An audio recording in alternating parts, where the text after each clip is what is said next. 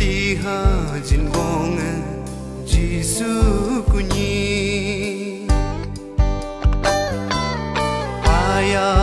lincho Jisu na paya lincho Jisu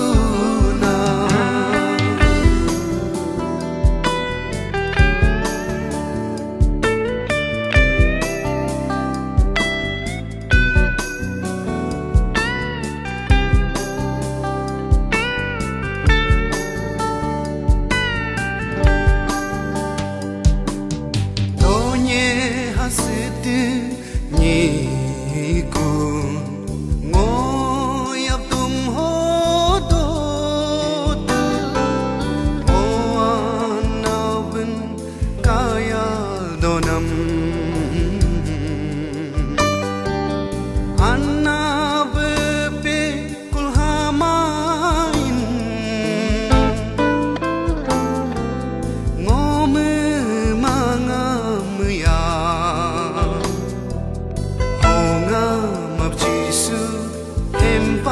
Jinam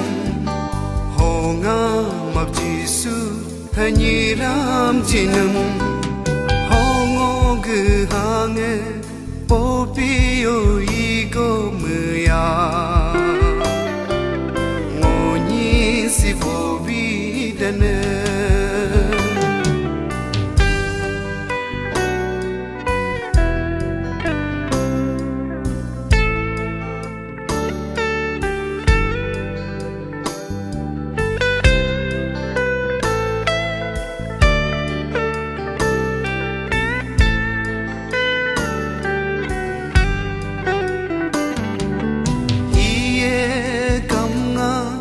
Jumbo domanam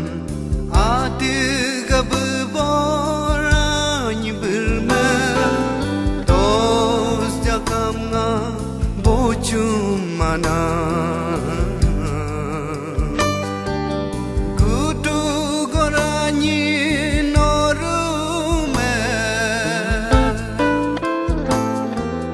hiye kamdestis jimanam map Jisu desam jinam honga map Jisu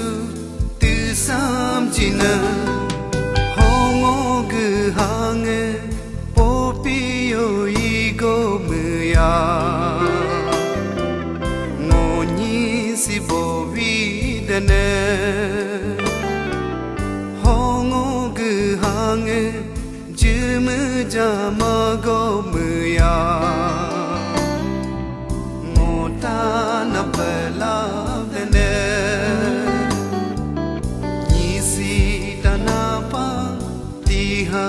jin bonge Jisu